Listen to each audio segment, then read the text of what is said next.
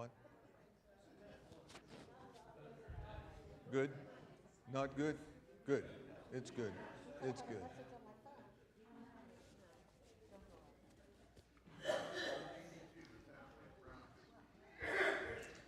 Okay. You know I like to start on time so that we can give Jeff and his group the time that they need. Does everyone have a copy of our study? If not, we want to get one to you. Anita, are you awake? All right, I'm glad. Don't want you falling out of the pew. Okay, I need to take a minute and try to explain something. I thought last Wednesday night we left some I's not dotted and some T's not crossed. And I don't feel comfortable when that happens. I want to help you understand how I approach my teaching. And I'll use the two sides of the pew sections to illustrate that.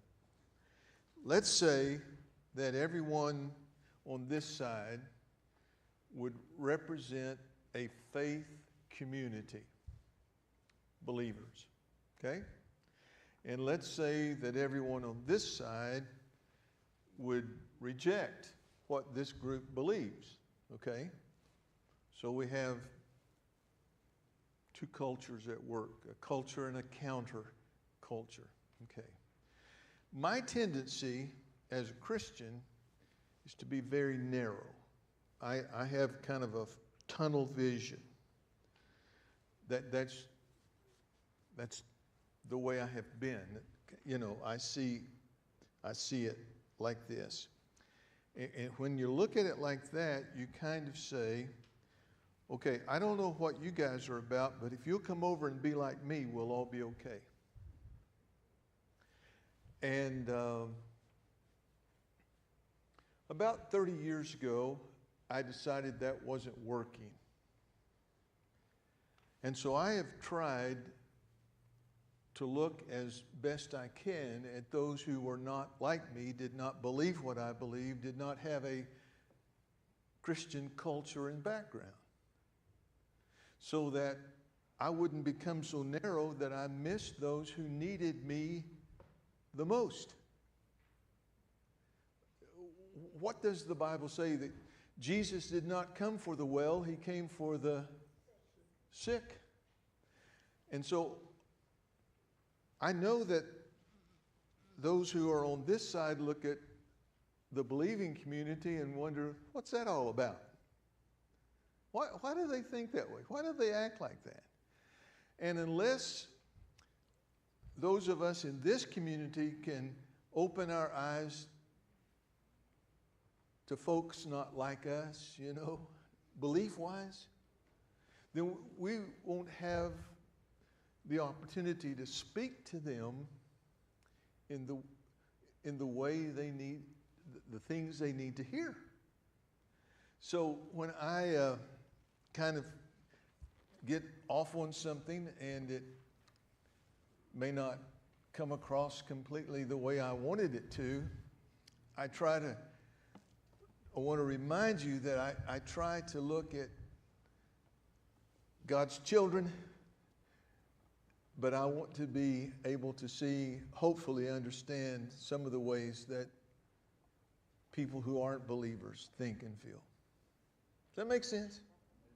And that's how I've always approached it. Remember, a long, long time ago, I told you that what I try to do is put my computer and my texts and my internet in one hand and the Bible in the other, and I try to get them to talk to each other.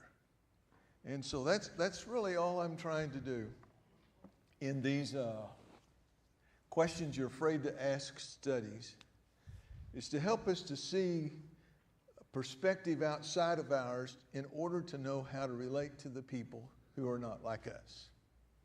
Okay.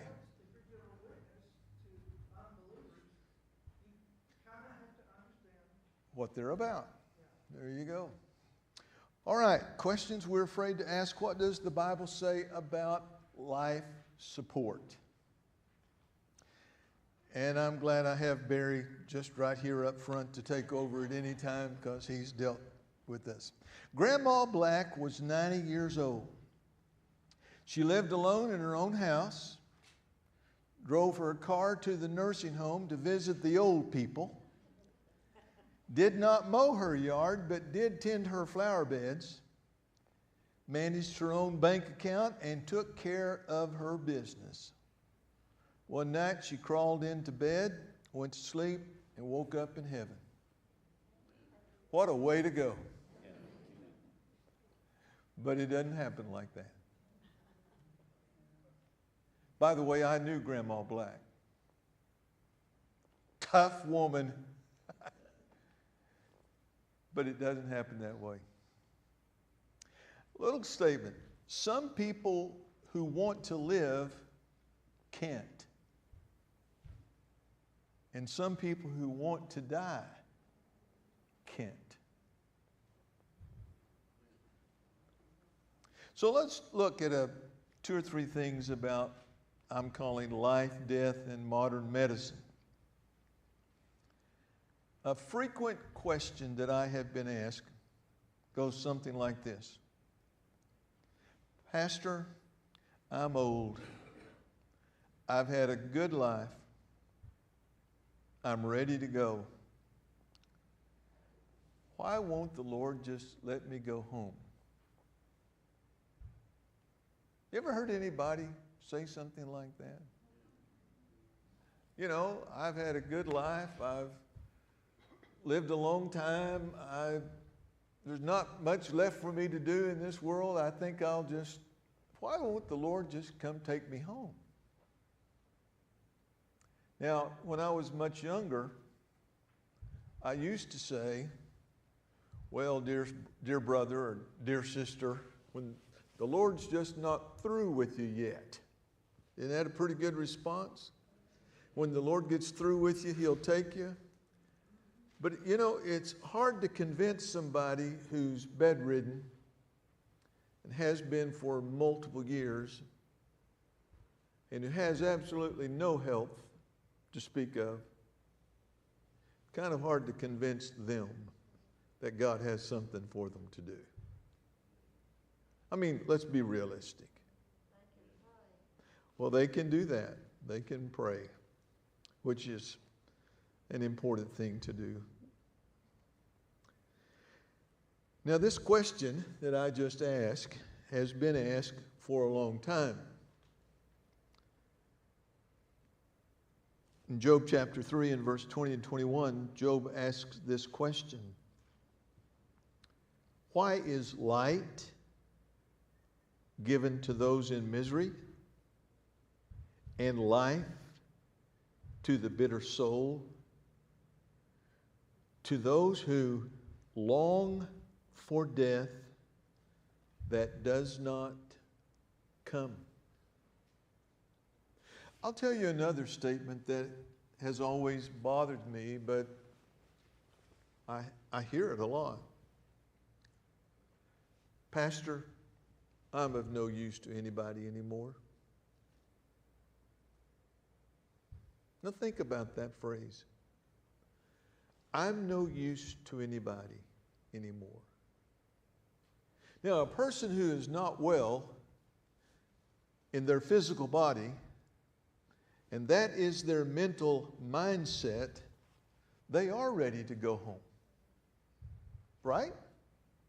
If I do not think that I'm ever going to get any better physically, and if in my emotions and my thinking, I'm not of any use to anyone any longer, I kind of have a hunger to get out of here, to move on. Now, modern medicine provides many technologies of life support. The purpose being to continue life. Life support is what keeps us alive, right? Well,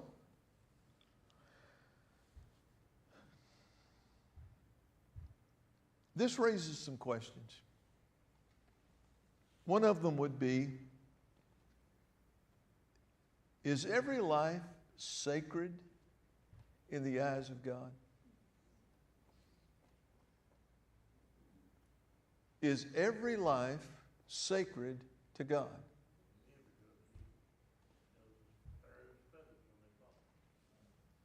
Every life is sacred to God. And I guess that means we ought to keep somebody going as long as we can keep them going, right? Right?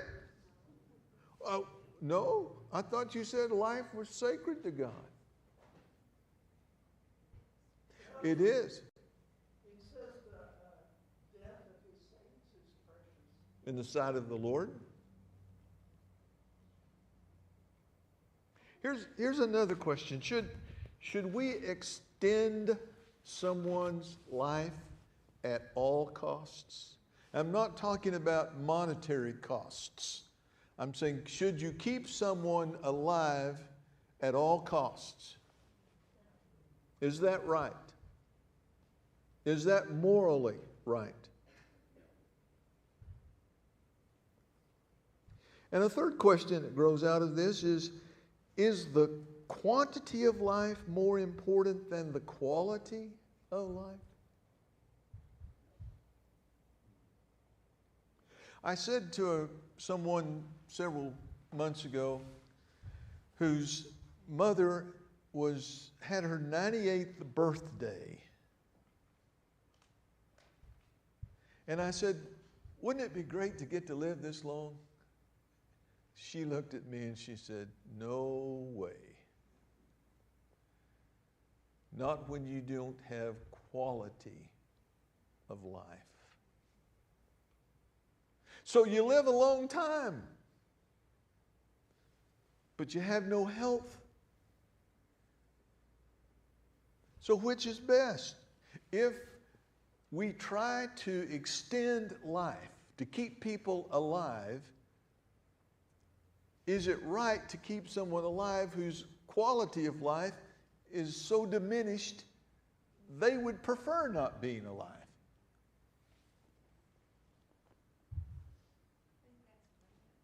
Ma'am?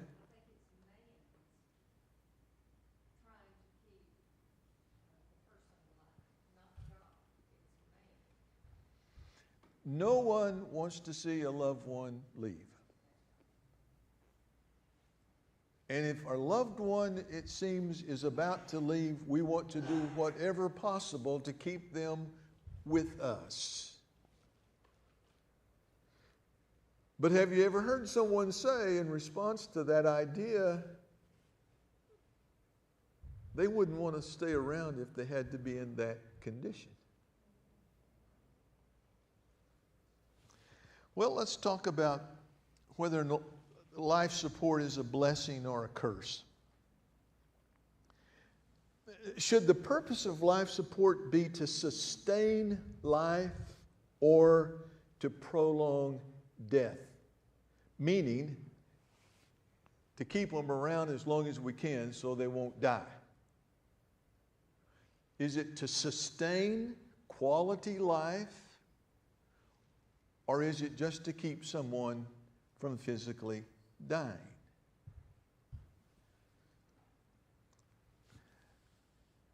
The next little question, are there some things in your thinking that are worse than dying?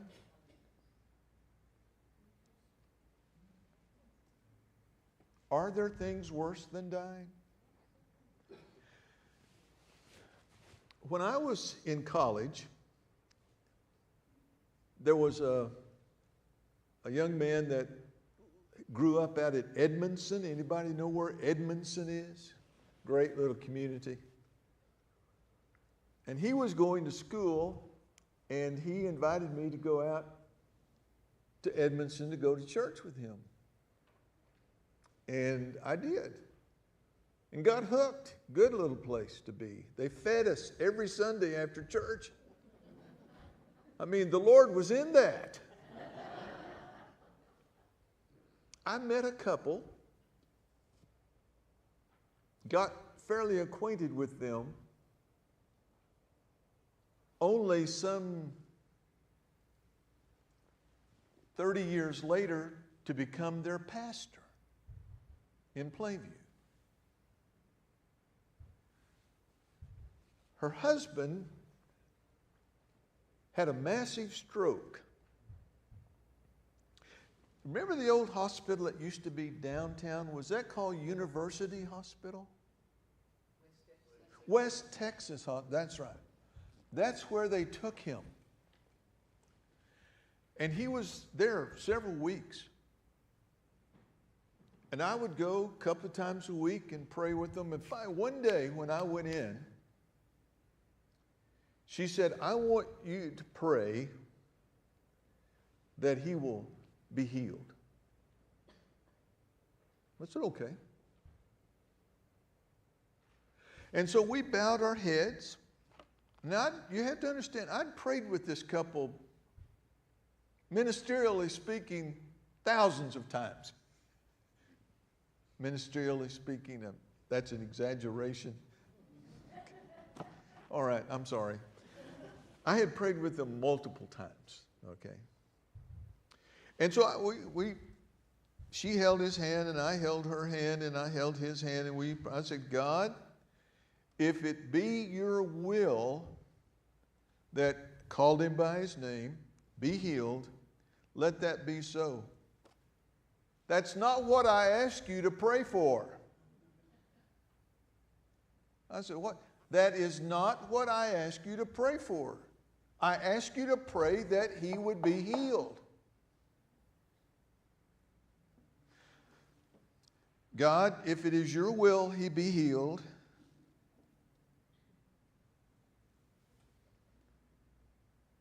about a month after that, the doctor told her, we've done everything we know to do. He's not going to get better. And she said, I don't care what it takes. Keep him alive.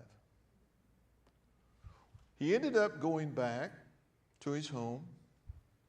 They had to hire basically full-time care.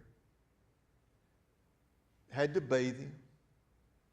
Had to clean up after him. Had to feed him what time he wasn't with a feeding tube. It was not quality life. But the doctors did what she asked them to do. Whatever it takes, keep him alive. I'm here to tell you, there are a lot of things worse than dying. Okay?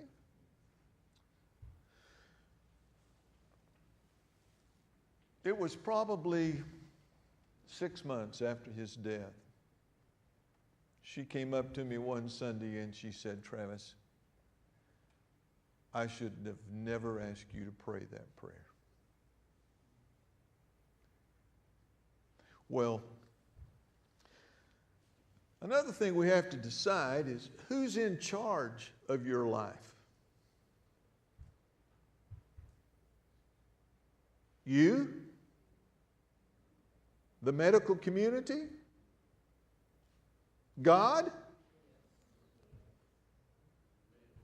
Well, Corinthians 6:19 says that you are not your own.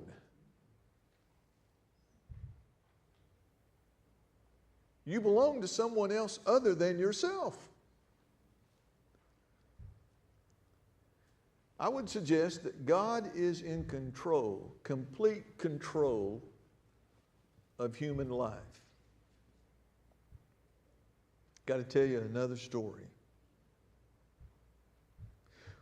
While we were living in Plainview, I got a phone call from my sister Lynn about 1:30 in the morning. She said, Trav, your dad has had a heart spell. They rushed him to the hospital.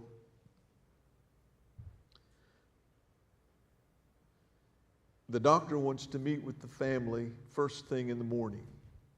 Now, I'm in Plainview, Texas. Okay. I take a shower and I drive to Oklahoma City, where I grew up. Get to the hospital. It's take about 6.5 hours.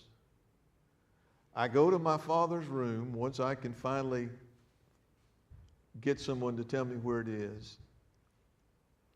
And the doctor who was going to meet with us, I'm sorry, Barry, first thing in the morning showed up about 12 noon.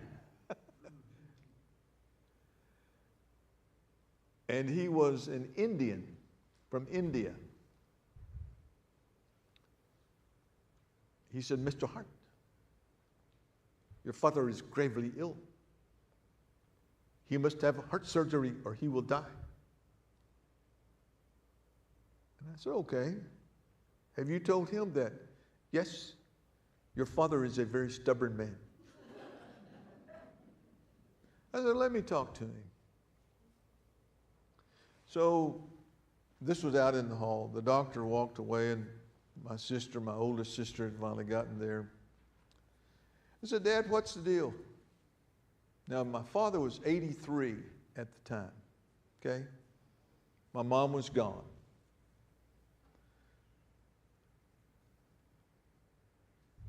He said, I don't want the surgery. I said, but Dad, they say you're not going to live if you don't get the surgery. He said, if I don't live, that's all right. I don't want the surgery. Well, the doctor came back about an hour or so later. He said, what is your decision? You have to have known my dad to appreciate this. He kind of raised up in his bed. He said, young feller, I can tell by looking at the color of your skin, you're probably not a Christian. You'd have to know my dad, okay? And the man said, no, sir, I am not. I have my beliefs, but Christianity is not one of them. He said, well, I am a Christian, and you need to know what I believe. I believe God knew the day I was born, and He knows the day I'm going to die.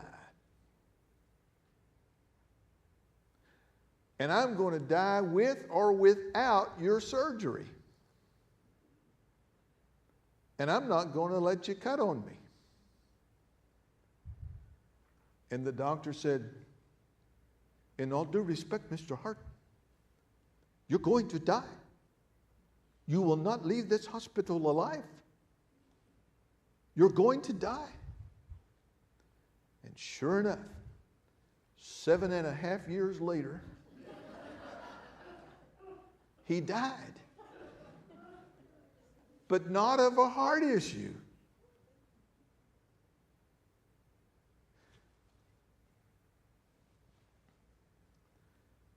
Who was in control? You see. Listen to this. In you, Lord, I have taken refuge.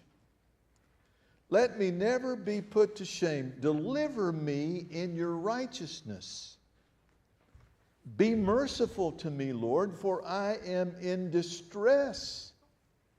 My eyes grow weak with sorrow, my soul and body with grief. My life is consumed by anguish, and my years by groaning. My strength fails because of my affliction, and my bones grow weak. Because all of my enemies, I am the utter contempt of my neighbors and the object of dread to my closest friends. Those who see me on the street flee from me. I am forgotten as though I were dead. And then listen to what he says. But I trust you, Lord. You are my God. My times are in your hands.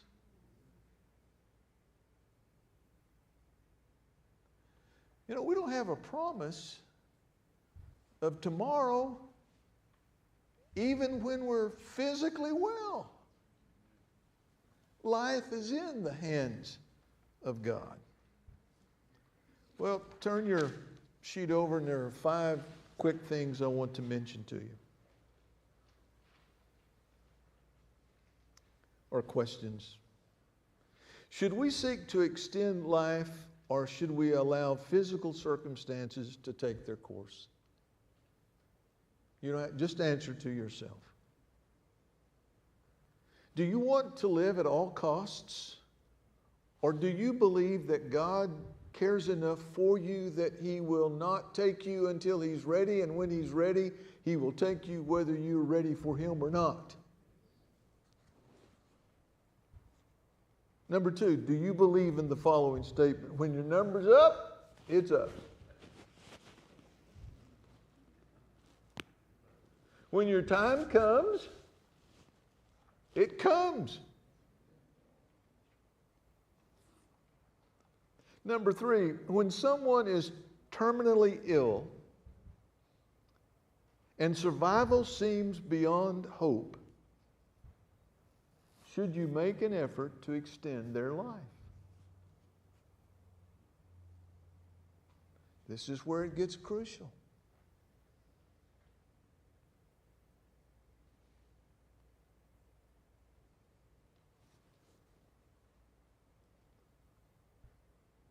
Question number 4, do you have an advance directive concerning life support? Have you made that decision? Do you have it in a place where those who know you best can get to it? Does your doctor know that you have that? Please do. And number 5, do you have a proxy advocate?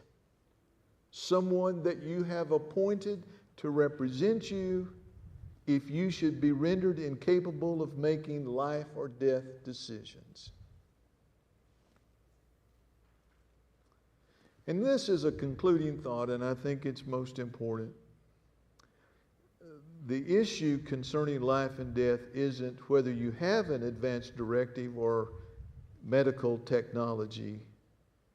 The important part of preparing for death is to have a relationship with Jesus Christ. So if you know the Lord, if you put your life into His hands, why not trust Him? I'll just go ahead and say it. Life and death is a faith issue. Lord, I trust you with my life when I'm well, and when I'm not, I'm going to trust you. When the end time comes, I'll have the grace to take your hand and go on. And as I've said before, easier said than done. Father, I thank you that you are the author and the finisher of life. You begin it and you stop it. Help us to have the grace to live each day as a gift. And when our time comes, trust you to know when and how that day will be. Pray it in Christ's name. Amen.